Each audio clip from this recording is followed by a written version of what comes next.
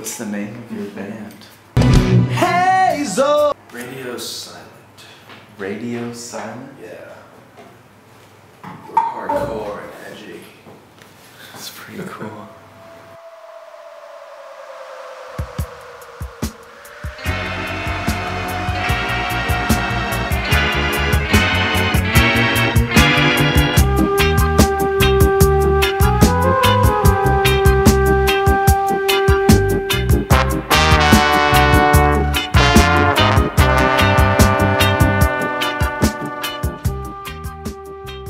My first day at the Whaley House was probably the first paranormal experience I have ever had, and it was working the second floor while giving a tour. I was talking to the guest, and we had dolls. One doll began to open and close her eyes by herself.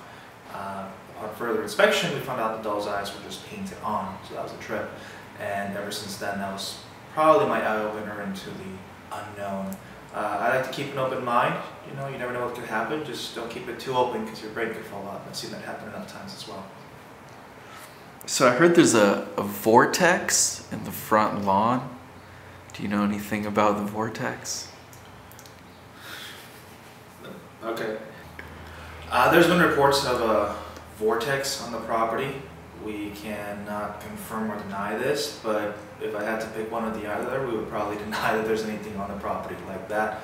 There's a lot of stories we'll hear from people, and again, going back to keeping an open mind but not too open because your brain could fall out, I think in some cases that is the explanation for some of the stories that we hear. Not saying that everybody, you know, makes up a story, but some of them are a little bit far-fetched, and I believe the vortex story, at least this particular one, is a little bit over the top. So the official position is that there's no vortex on the lawn. More than likely there is no vortex on the lawn. My probably most in-depth experience with something like that, being by myself, was after a private tour when I was 18. They had just given me a key to the Whaley House because I turned 18 because they figured I was responsible. Totally untrue. But they gave me a key to the house and I started locking up after a private tour. And sure enough, as I'm locking up, I heard footsteps on the second floor. There was nobody else in the house but me, so I went upstairs. There was no one there. When I came back down to set the alarm, the footsteps actually sounded like they were coming from right next to me. Turned around, no one was there. As I walked away, I heard a woman's voice say, "Why are you here?" And that was probably the most intense experience I've had in the house. So after that, anything else that happened was kind of, you know, oh, it's not as bad. It's not one night when I was here by myself, I started hearing voices. Once in a while, we also have reports of people having pressure on their chest or on their neck.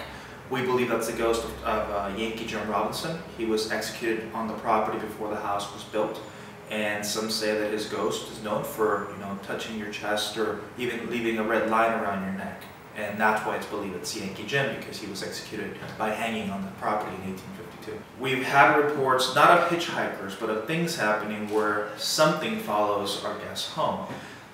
Not our guests, more people that do bad things in the house. For example, we had an artifact stolen from the house. It was, I believe it was Anna Whaley's purse. It was stolen. And we didn't know when it happened, who did it. We were trying to figure all these things out. Within a couple of days, we found the purse stuffed underneath our door, our office door.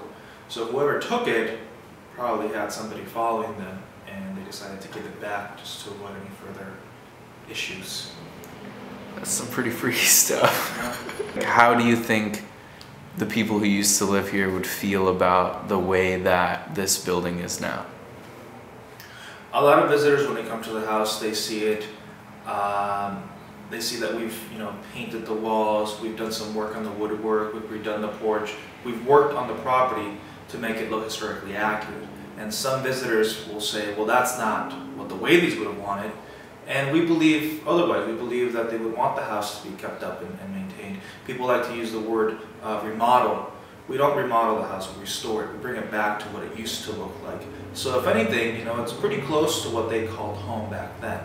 So we believe that they should be happy that it's taken care of, that it's in good hands, and that we, you know, will keep it here as long as we can and keep it in good shape as long as we can.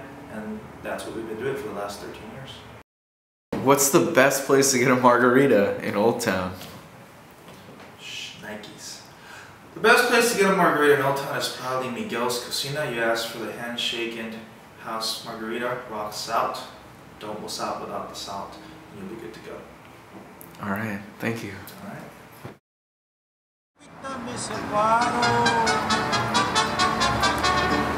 Pues tú bien sabes que el cariño cuesta caro.